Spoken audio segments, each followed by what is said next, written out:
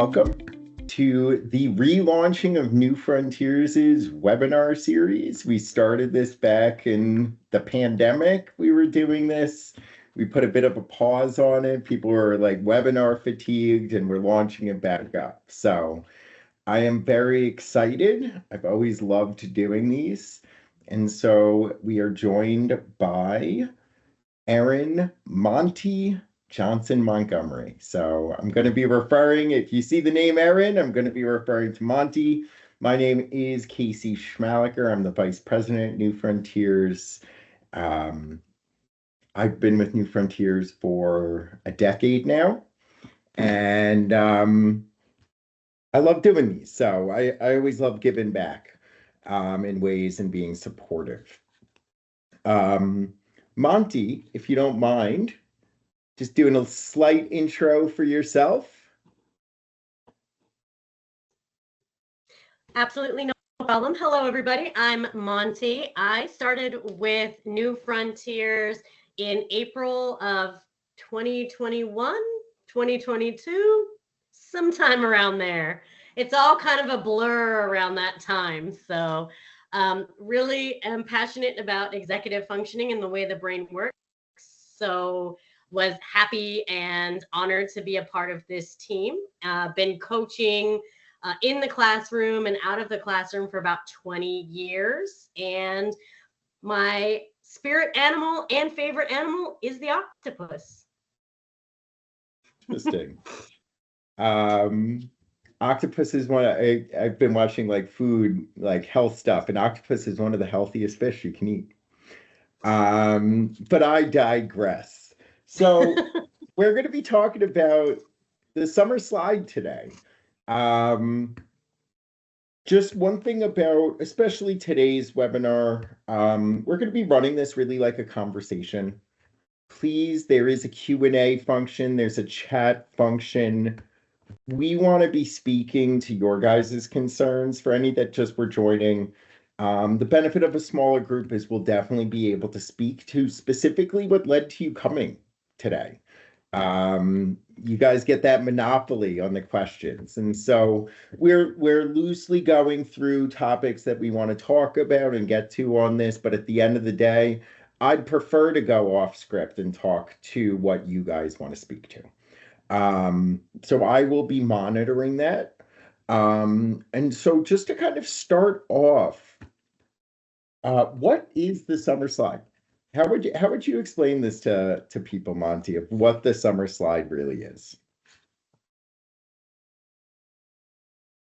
So the summer slide is when our brain kind of gets that opportunity to just relax, and we tend to lose some of the learning that we learned in our previous year because our brain is less active and we haven't activated our neurons and they're not firing and creating those pathways as regularly. We're not doing as deep and meaningful learning as we had been doing during the school years. So we tend to, the old adage, if you don't use it, you lose it. It's kind of what's going on in our brains. And so I think often when we think about like the summer slide, we do think of very core academic skills like math skills or reading skills. But what are some other things that also can slide, let's say, that you lose it a bit? Well, because executive functioning skills are learned, and if you're not using them, you could lose them and lose the pathways that you've created in your brain for them. So not just the academics could be a potential loss, but it's also the way in which we navigate our lives regularly can also be affected if we aren't actively using those same pathways during the summer. Yeah, and I think that's just such a great point, because school and the structure of school provide a lot of routines, behaviors. And so this really can be, you can have a slide of sleep routines, like when you wake up, or you could have a slide of social skills. You could have a slide of inhibitory controls. It really can be all pervasive because it is 2 months that you're stepping away into a different type of environment. Um, so just in your experience, like being in a school, what are some of the things you see that like when the new school year starts, that everyone's kind of like, oh, like picking ourselves up? Like, wait, what are some of the things you see that atrophy or that are difficult in transitioning back?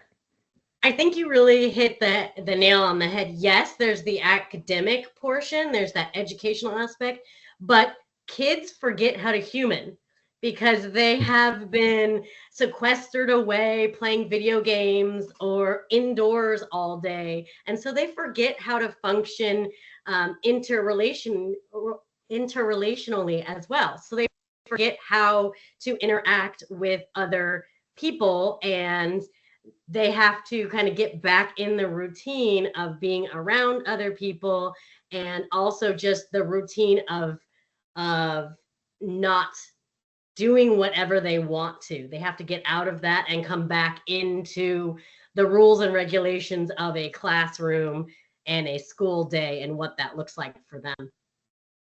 And so much like I know sometimes it feels like, oh, it's summer, let's just rest, right? It's not worth the fight right now. Like, it's not worth trying to force it. But then, if sometimes just from what I've seen in coaching, is the fight comes, it just comes later. And it tends to come when things count again. And so, while schools do a good job of, you don't dive right in to things. Um, it's almost like I always use syllabus week from college, but in high school, middle school, elementary school, they do ease into things a little bit. Um, but I always think it's very important just to share over that depends on your child. How well do they shift? So it's almost like not everything is like, oh, it's like riding a bike. You get right back on it. Some people, they get back on a bike and they got to practice a little bit to get back into the swing of things. And I think that's really important to know your kid. And so, like, that's one very important aspect of just keeping your kid in mind. Now, when we talk about, You said it really. yeah, go ahead. I got real excited. You said it really well. People think, oh yeah, it's just a time where our kids can relax and unwind and decompress. And there's a certain amount of truth to that. But really think about it this way. It's a pay now or pay later situation. Like, you really want to make sure that you're continuing to work your brain, because if you're not, you're gonna have to get on that bike, and that bike may be on fire the next time. Like, you're gonna have to activate your brain again, and if you're not doing it in times of calm, then when stress happens or when the chips are down, you're not going to be able to function as completely as you could have in the past. And so, like when we use this term structured summer, um, what does that mean to you? Like what would an ideal structured summer be? And if that's vague, that's okay, because just like I said, it depends on your kid. Everyone's a little bit different, but what are aspects of a structured summer that you think are important?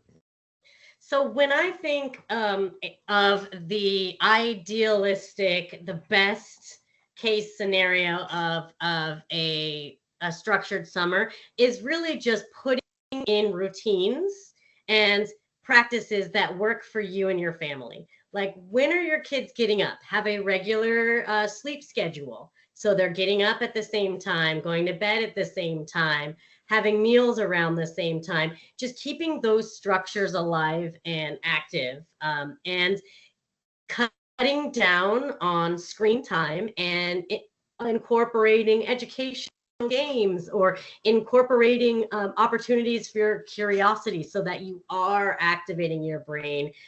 Make sure that you are incorporating movement into your routine as well.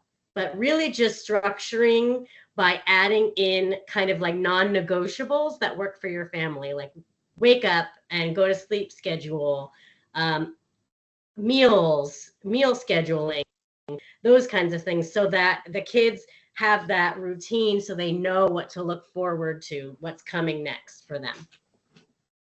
Yeah, and I think what I always think about, again, like from a coaching end, and I'm sure from a parenting end, there are things you work so hard and the kids work so hard to begin to master or do well during the school year.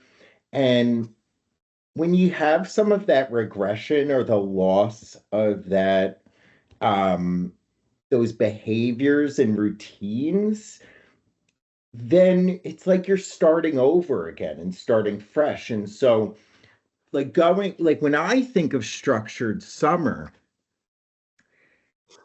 I'm not necessarily thinking in my head like they have something to do every day. It's built out like there is a such thing as vacation and you do deserve that. But my maybe this is my executive function side. There should be goals for over the summer. Now, and that's what I think of some structure of what were the major areas of progress in the prior year? And what don't we want to lose in terms of that progress? And we really can get super expansive about goal setting. Did you make a lot of progress on reading? Well, if you did, let's keep that momentum going of positivity around reading, because what if you had a student that started to love reading or started to feel like they could overcome reading challenges, and then they step away for 2 months and now it's hard again? Like that is part of the structure that I see it. And so, oh, they got really good socially. Well, great. Now 2 months of playing video games, they're going to lose some of those skills. And again, I think one point I'd love to go back to a little bit is you brought up a little bit or hinted at, Aaron, or Monty, sorry, of doing things you don't want to do. I'm seeing this so much with this younger generation that it's always, well, I'm not motivated because I don't want to do it. Well, there's things in life we just do.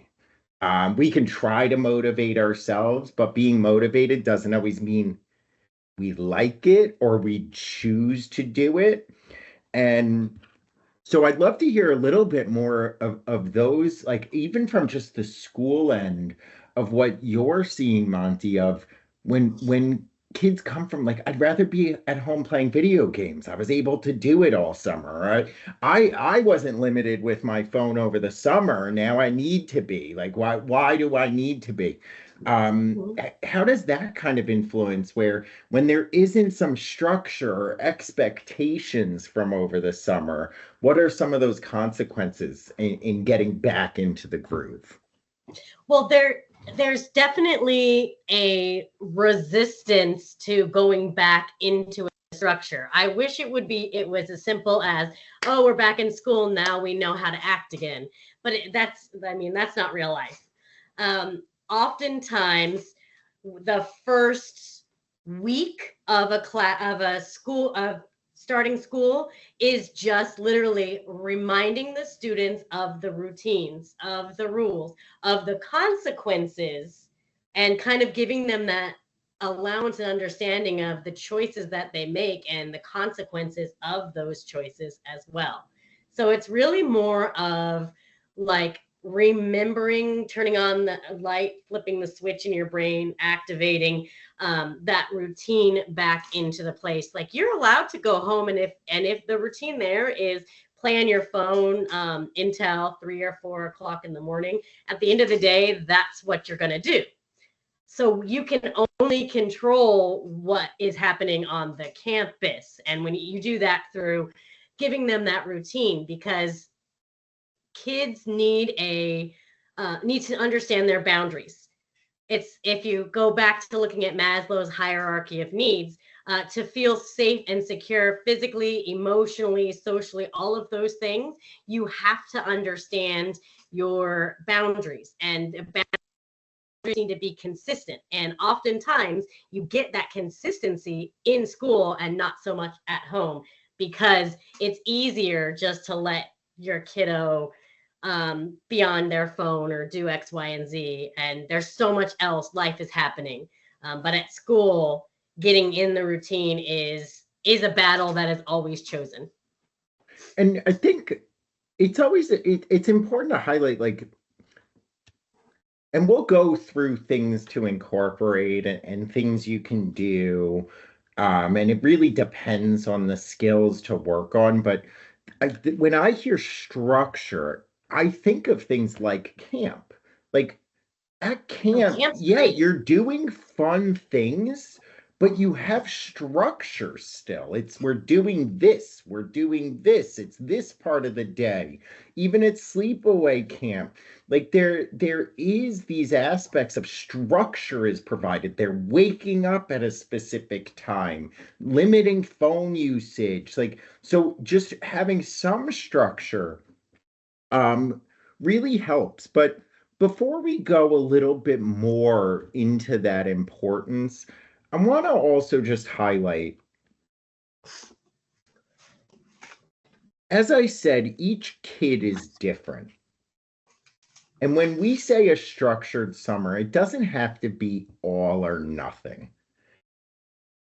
But just like Monty said, the first week, two, for ones that struggle, 3, 4 weeks of school is getting back into routines. And so if you're a parent or a professional that's thinking about wanting to create this structure, but not wanting to be like a dictator, right? Like it again, you don't want to deal with that relationship. Maybe July is just go with it. Do you enjoy yourself? But August, we're starting to get into routine.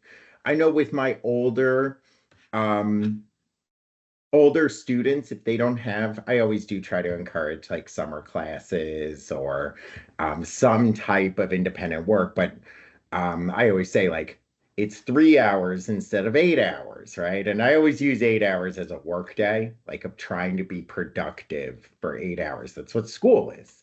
It's designed around that. Um, but for my older ones or the ones I know, sometimes it's 2 weeks. Let's start getting into a sleep routine. Let's start doing work. Let's start prepping just to give them time to get those gears turning again, like Monty said. And so, again, it's case by case. But I think the biggest thing, if you take one thing away, don't expect they will just be able to turn it back on right when they get back. It is having a warm up period. Um, and for adults, I always share over. I don't know about you. I used to think, oh, I can go on vacation and I'll fly back the night before and I'll just go to work the next day. My new thing is when I go on vacation, I take off the day after I get back from a plane flight because I need one day to get back into my routines. But that is typically like 5 days of vacation. Now let's imagine 2 months, right? Like that is that real like concrete example that as adults we can relate to. It's hard to just turn it on and off when the routines are so switched up. And here's Um, something that I wanted to add onto that. I've been thinking about what you said a little bit earlier. And this is something that holds true for like the littlest munchkins all the way up to your adult clients, and even yourselves as well. This is something that I do for myself. Is think about those days that you don't have anything to look forward to. Those are the kind of the days that you're like all over the place. You're not really dialed in and focused on any one thing. But on the days that you say, oh, I have a dinner at 5 o'clock, you would like plan your day to getting to that dinner. And even that in and of itself is you're practicing your executive functions there. You're giving yourself a very loose, but you're giving yourself a routine, because if you're going to eat early at 5 o'clock, okay, that means I'm going to have to probably either not eat lunch and grab a small snack or eat earlier. So you're activating your brain in different ways, but you're still getting your wheels grinding and you're using your brain, so there's not going to be a slide. But if, say, you have nothing to do for a couple of days, no goal or a thing in sight, that's when you kind of lose it and you're kind of just all over the place, and your brain starts to atrophy, as it were. So that's something to also think about too. Yeah, and then I do think something else that I always find, and again, as a coach, and I'm sure as a parent, it's even more um, poignant. Sometimes you're just trying to get through when supporting kids. Like, so as a coach, it's like sometimes you just got to get through this class. We can't worry about a resume, or like the academics are really difficult. We wish we could work more on some of the social stuff, but we can't get to it. There's other things that are top priority.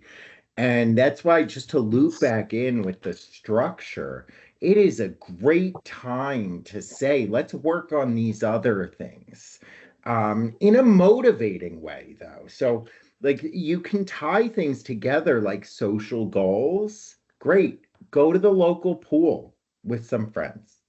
Maybe like if you went to the pool every single day and you're swimming, you're getting exercise, like you're engaging with people, you're engaging with the community. So it doesn't need to all be like you're sitting inside reading a textbook, working on note-taking skills. It really can be these other things. But now the executive function inspiration from me really comes in that these are the skills that are very difficult to work on. And research shows that working on executive functions in particular around things you enjoy, it leads to a better adoption of the skills. So working on persistence, persisting towards a goal when it's something you really want to achieve, and let's be real, a lot of kids say like, oh, I want to get A's, but I'll be honest, I don't know how internal that goal is for a majority of the ones that say it. It's more of a societal goal. But something like, I really want to make friends. Well, when you're at school, well, you also have to like pay attention to the classroom and know what's going on. And oh, but if I try to talk to a friend, I'm going to get in trouble. And like there's all these other concerns that get in the way. And so any of these areas, like maybe through the school year, just it was too hard of a battle to get into a good sleep routine because we would fight about how much homework they had and they needed to stay up late, and then you're waking them up in the morning because they can't be late for school, and it's leading to this bad thing. Summertime's a great time to work on it, right? Because if they struggle, there's not as much of a consequence. But you can get buy-in on these goals. And so my first thing, at least with structure, is yeah, you want to be able to provide opportunities and ideas for them to work on these things, but maybe at a minimum, sit down and say, what are some of the things we want to work on this summer? And then you can involve them a bit. Or remember, we said we wanted to get to this, like it may be for teenagers, 16-year-olds, or depending on the state you're from. Let's work on driving. It's a great structure right there of we're going to break this down. We're going to do it 3 times a week. We're going to do it at these times. It's a great time that I also, if you have like things resume writing, and I guess we're slowly going to go into some of these strategies. I'm already giving over things that you can work on. But you can turn it into motivating structure. And then that way there's less pressure on the learning opportunities. Because when someone sleeps in late over the summer, it's, oh, we slept in late. What got in the way? Now it's not, you slept in and you missed first period again, and now there's tension and there's stress and pressure, and then it leads to this. And it can redefine problem solving of goal setting with structure.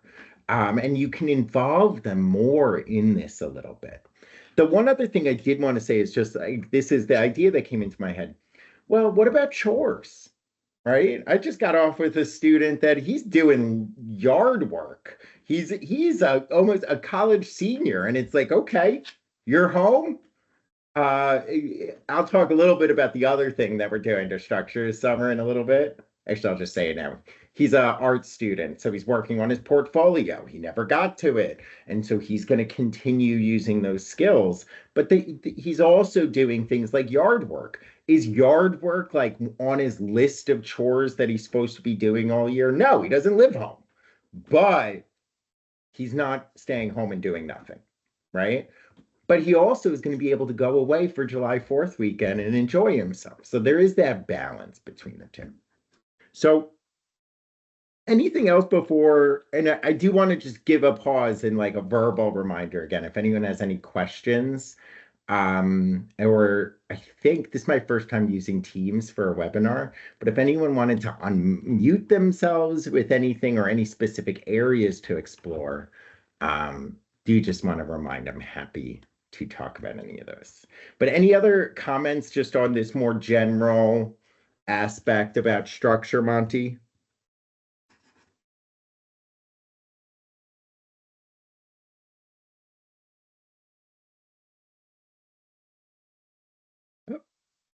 I couldn't tell if you were going to unmute yourself. I'll fill in the void right now. I think Monty's internet was going a little. So I want to start going into some things to do. One of my favorites over the summer, I hope everyone can still hear me, and Monty's just frozen on my end, but one of my favorite things is to think about planning barbecues when I'm thinking about executive function skills. And so planning a barbecue requires a lot of executive functions. We have to think about who to invite. We have to plan the menu. You have to go shopping. You can budget. And this is something that can be motivating and fun. And it can really touch on a lot of different areas. And it really is very life skills to work on there. She's back. Okay. My What was the last computer thing you heard me saying? My computer was like, and you're done for the day. Goodbye. The last thing I heard you say was, Monty, do you have anything to say? And I was like, yes, I do. And So no, please throw it in. So just the last thing about structure is really, it's more about making sure that there's momentum moving forward with your mind, and that you're practicing skills that are going to benefit you in the next year. That's basically it. I think Casey has said a lot of really great things around this. I don't want to belabor the point. So back to you, Casey. Okay. So I started talking a little bit about executive functions and things to do, but I think it might be better. Let's start off with some academic stuff. I think this is a good area because sometimes this is a concern. So what are some academic structure or goals or things that people can be doing to provide or encouraging their kids to do to provide some structure? Yeah. So you could, I know that during summer, a lot of times people go on vacation and they're thinking, oh God, now I have to make sure that they're learning math or they're learning reading. How is this going to happen? What am I going to do? Well, you're in the car for a long time. There are signs everywhere. Like, make games out of the signs. My daughter and I love to play a game where we have to find A through Z each letter has to be at the start of a word, and the first one of us that gets all 26 wins. Sometimes we like to play a game where we have to look at signs, and any ones that have double letters, we win. And that's activating your brain as well, because you have to be able to read it and translate it in your brain as you're going. You could play just some math games, counting things that you see. What do you see that's red? What do you see that's green out there? And these are games that my daughter's 17.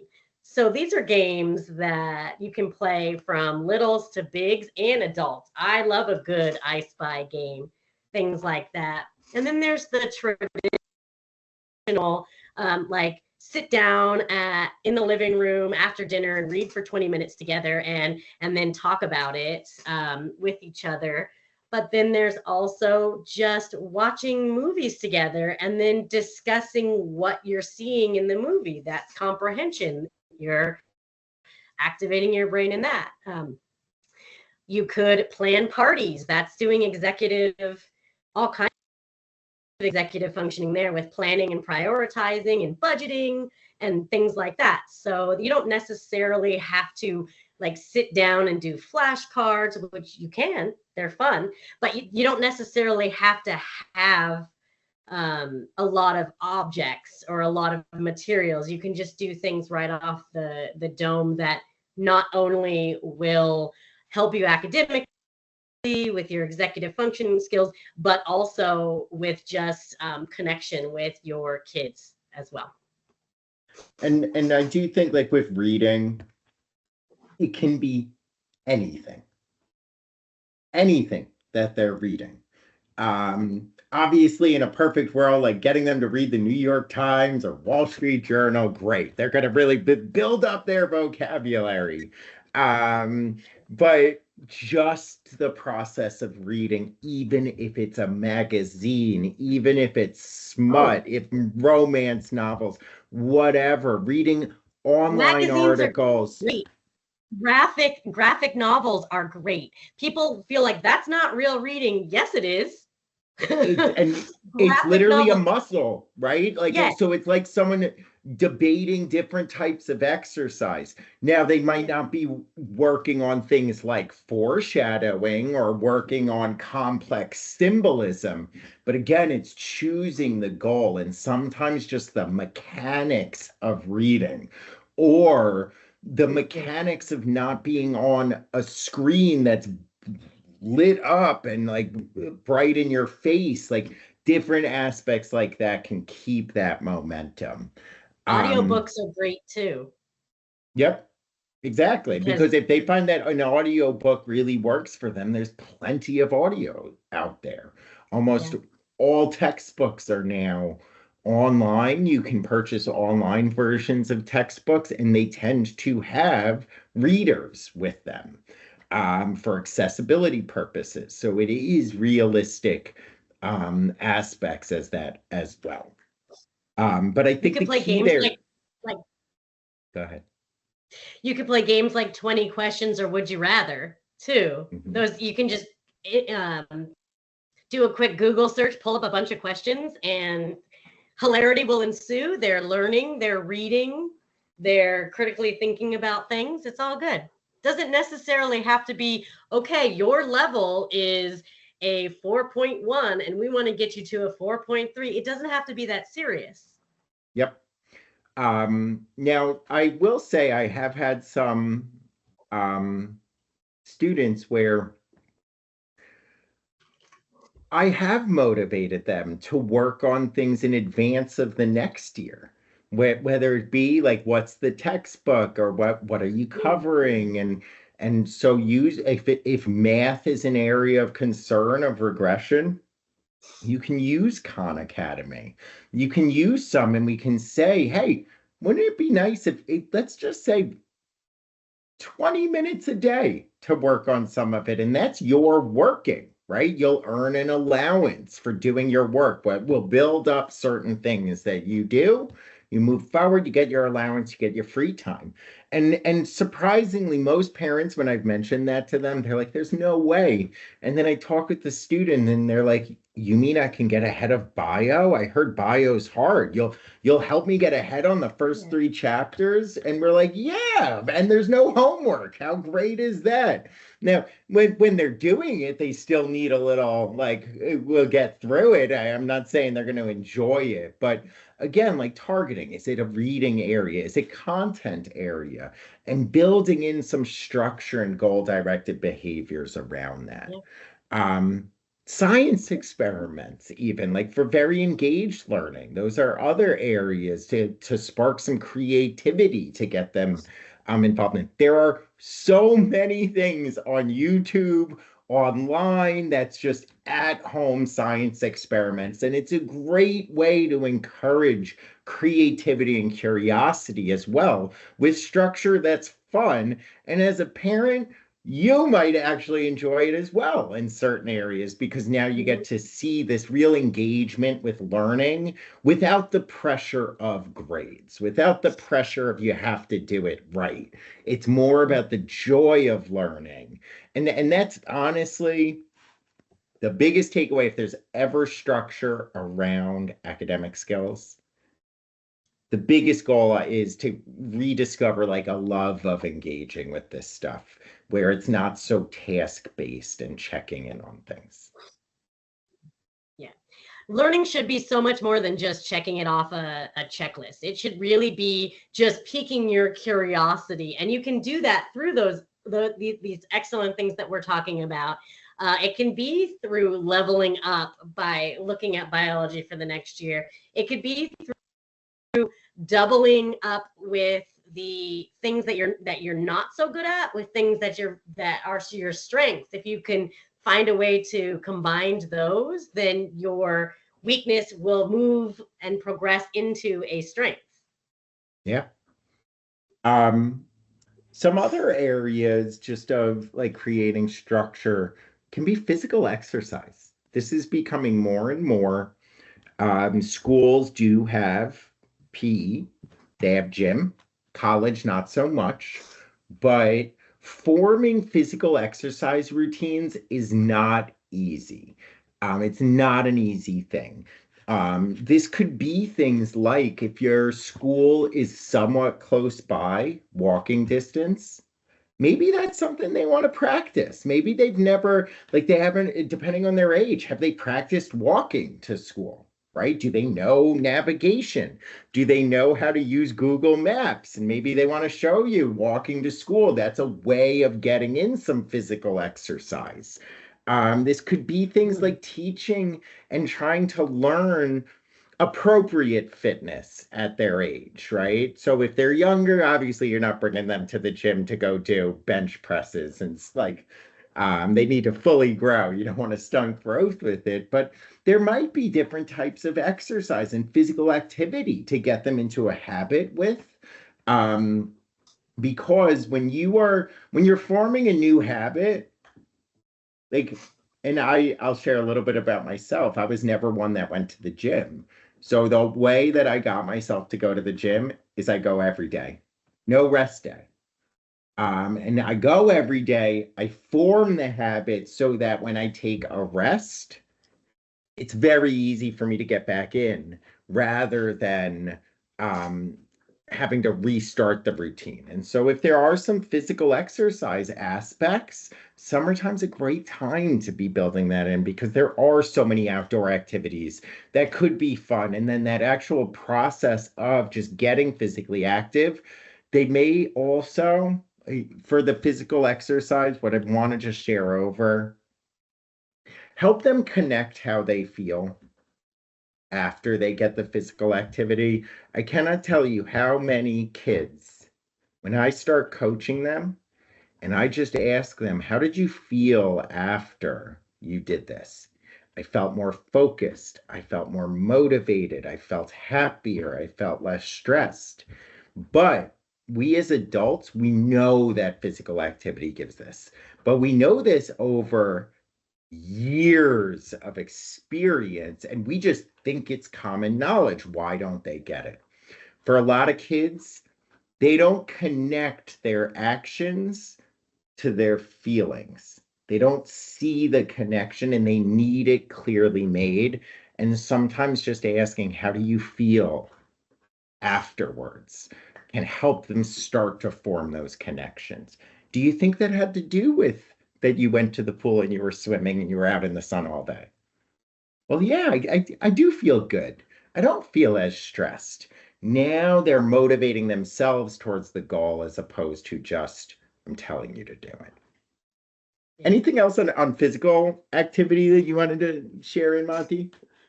Just something that I thought might benefit kids that are interested in going into their schools, like trying out for their schools, different sports and things. Summertime is a great way to say you really want to go into track and field. So it would really be good to start the routine early of say you wanted to run the 400 or the 1600, of doing that, of getting there, so that by the time the tryouts come, you have all of this practice and your body has that muscle memory, and you're more likely to be to move forward on the team than people who didn't really do anything over the summer and now they're having to like retrain their brains and bodies to do the thing. Great goal setting. So like, and that's what's great about like it's a goal. Well, how do we break it down to make it happen, right? How do we adapt when something's not working? And so for some, just like some other ideas for more creative types, let's say, I know someone who wanted to make a play. They just wanted to write a play and like perform it. Amazing. Like let's make a musical. Let's make a play. It's a goal and we break it down to moving towards it. So I do see one with great idea, just a comment, great ideas for us parents to youngsters to challenges. My one question back to that, if you could elaborate, is are you saying these are great ideas, or are you requesting some additional great ideas for those with challenges? As you're typing that in, we'll get to it once you're able to elaborate on it. But other things that are like a couple of other things I wanted to just touch on some executive function stuff, and then I want to talk a little bit about life skills as well, which I think are very important and touch on executive functions. But create a schedule, use a calendar, maybe start teaching them how to use, like, what types of calendars do they want to use? Like just starting to get them, because we always try to do it when something's like, it's due, right? Okay, you got college students, you got a college syllabus. Now use your entire calendar and plug it in, and they've never used it before. This is something I'm doing with the student with the portfolio that I'm working on over the summer, where we've always put off a calendar. There's always been a problem. It's not linked to my phone. I have to get to this reading. All these reasons not to do it. We're getting to it now. But this can be a simple schedule to help build up things like time awareness. How much time are you going to play video games? How much time are you spending with your friends? Where, like, this could help me know where you are. And like, you don't always have to tell me what you're doing if we use the calendar. Another great skill that I'm sure as a parent, it's like, I'd love to get them to start using it, but there's never the right time to do it. Now is the time, because there's less pressure on it. Now, I do want to be clear. A lot of like me and Monty talking through this stuff, we're very positive, right? You have to be, because a lot of this stuff isn't super sexy, and we have to present it with, well, what do you want to do this summer? Like, what are the things we want to accomplish? Then why don't we tie this thing that's not as sexy as that in with it, right? Like you tag it on, because there is going to be resistance. It's, I've earned my summer, right? And this is where it's hard as a parent, but sometimes you got to be a little firm. So you try to balance it between like we as humans have to do certain things, but it is summer, so let's do it around things that are fun and that you want to do. Yeah. I That definitely way, yeah, go ahead. I was just going to add on to what you're saying. I definitely agree. And with the little bit older kids, as even as old as rising like third and fourth grade kids, you can start giving them choices and helping them really own the problem solving of it and own the thinking about the things, the metacognitive, because that's really going to not only help them buy into having to do something over the summer, and it's also going to really help them keep those important executive skills working, and it's going to benefit them later on. It's kind of like when you have like an emergency plan. You're not going to be able to think about the exits and whatever if there's a fire happening and you haven't already practiced and prepared, because that's not how our brains function. So to tag on to what Casey's saying, yes, we have to be positive, but also I think it's important, the important aspect of helping your kids see that they need to own their own lives. And this is a great way for them to start owning their lives so that they can feel that freedom of choice for themselves and that autonomy, which we all crave as human beings. I did want to throw in, it's a great, I have two here. So one thing I see a lot for some with social challenges is interests.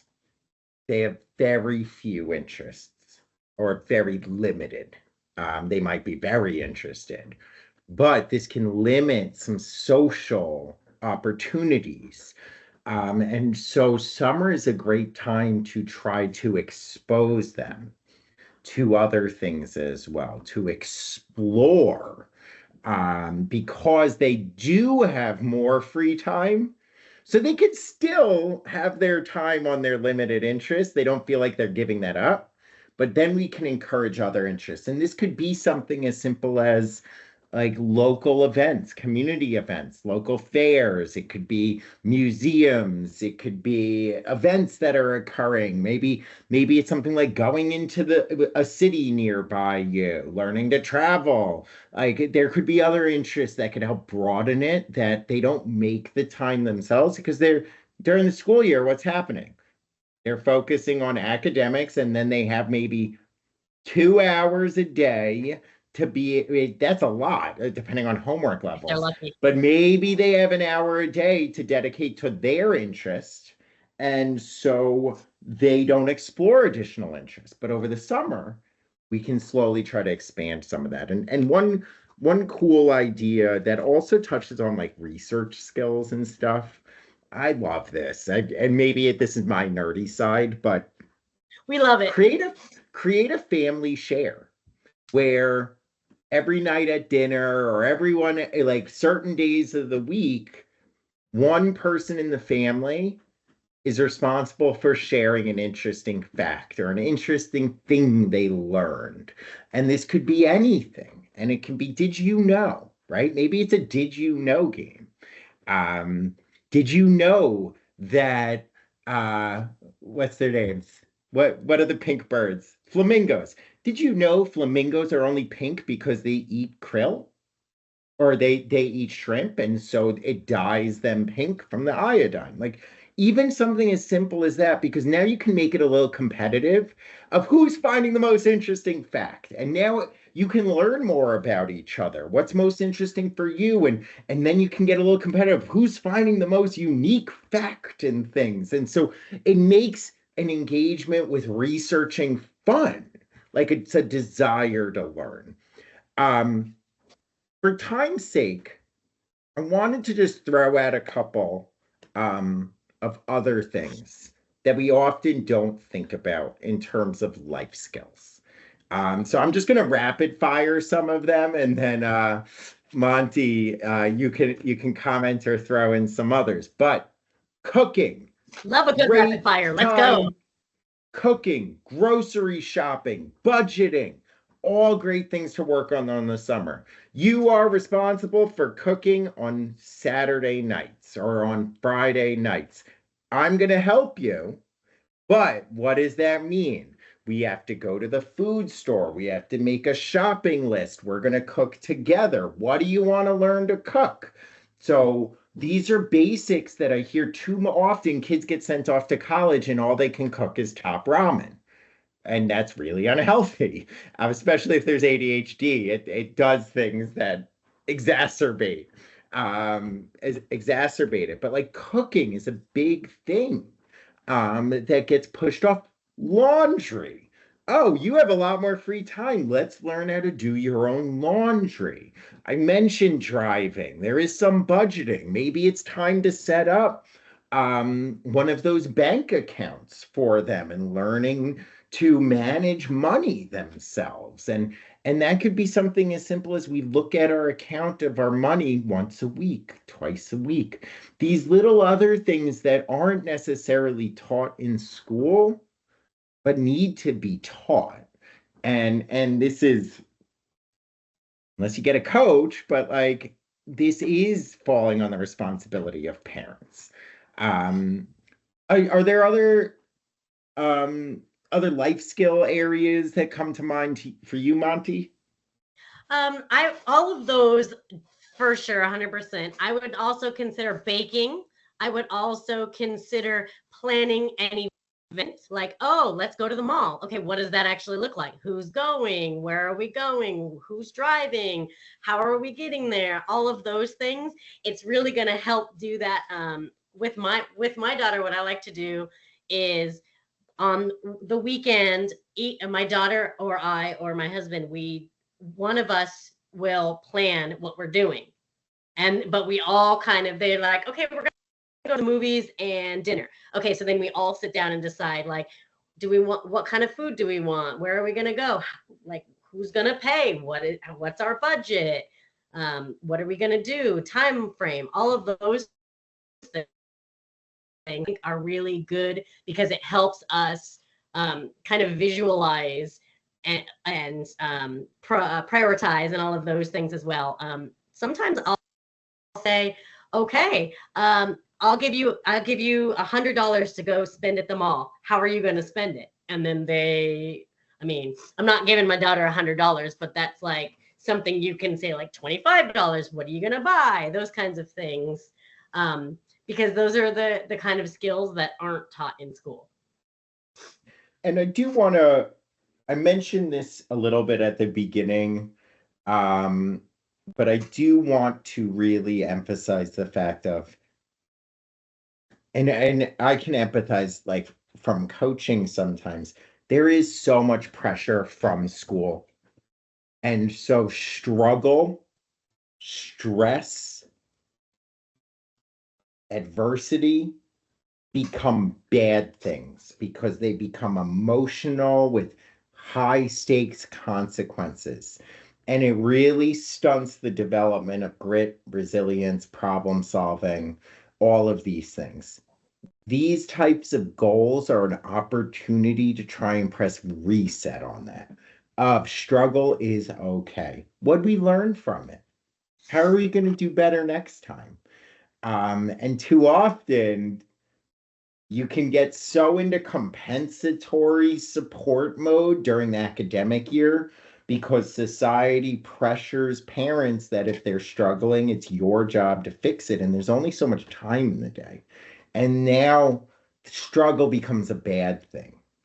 I do see a comment here. So working on teaching 12-year-old how to be responsible when out riding her bike with friends, something new for her this summer, making a plan, check-in, setting a time. It's great, right? Like, and what's great there is even like check-ins, like you shoot me a text if there's a phone, or you give me a call once an hour, then you're free for that hour. Like that's the reward there, right? It's not a punishment to check in. Or I'll even put it a little further. I would explain the check-ins and setting a time to be home as to why. And so it's rooting it in perspective taking. Why do you want check-ins? It's not because you don't trust her. It's because you'll be an anxious mess if you don't get it, and you don't want to be an anxious mess. And it has nothing to do with trust. But how often, what does a 12-year-old think? My mom doesn't trust me. That's why she wants me to check in. No, it's not that.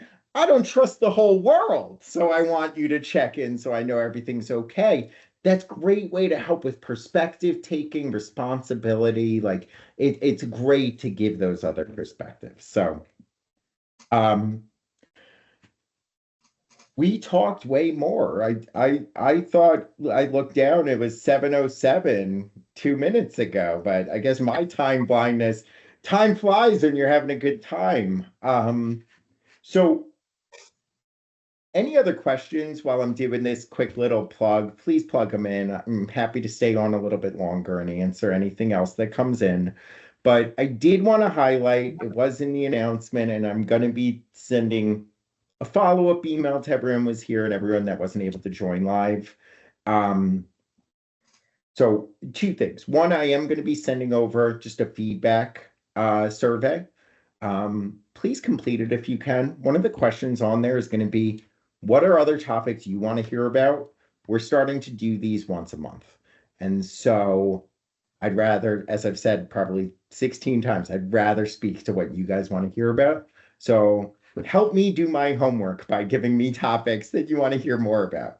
Now, the second thing, and I had a list of questions, and I think quite honestly, Monty, we're probably going to just schedule something else that I can get to these, but Monty is a recently published author. Monty, the book title again, I don't have it in front of me. I don't know if you can see it. Coaching in the Trenches. Now, would you, for parents, do you think there's aspects of it that would benefit parents? So I was really mulling that over, and yes, I think because there's not necessarily strategies that are just for the classroom in here, although it is a field guide for coaching in the classroom. But it's a lot of kind of philosophical ideas and talking about feedback and things like that. So low priority, unfortunately, for parents. I'm not sure that it would connect too well with parents. I am thinking about writing something geared more towards parents in the future, because I feel like that there's a need there for that, but I'm not sure that's the right book for parents. So what I haven't read it yet, but I do know, for the curious, learning about how people learn, effective teaching strategies, and how to do these things really helps with understanding how the brain works. And I've spoken with a lot of parents, and I'm not trying to go against your recommendation, Monty, but I've heard plenty of parents when I talk about pedagogy, teaching philosophy, and things like this, it illuminates their relationship a bit when they're playing the role of teacher, which I highly recommend parents shouldn't always be in that role.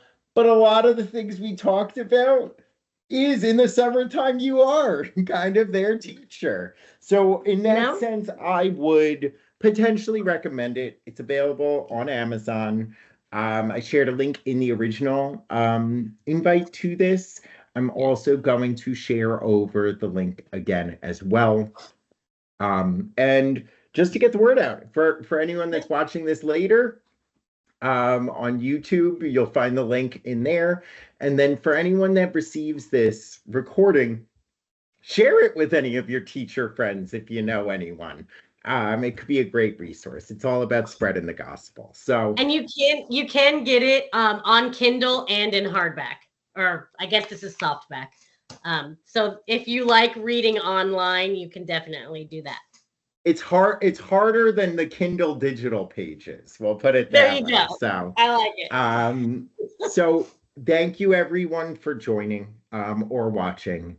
For any that are watching this on YouTube, subscribe, like all of the fun above. I do want to give a special thank you to Monty. Um, I really enjoyed this. As I said, an hour flew by way quicker than expected. So thank you so much for sharing your expertise with all of us, and look forward to having you back. Well, thank you so much. I enjoy being part of the New Frontiers team, and Girl can talk about the things she loves, and I love talking about education and executive functioning as well. So thank you so much for having me on. All right. Have a good one, everyone. Bye bye.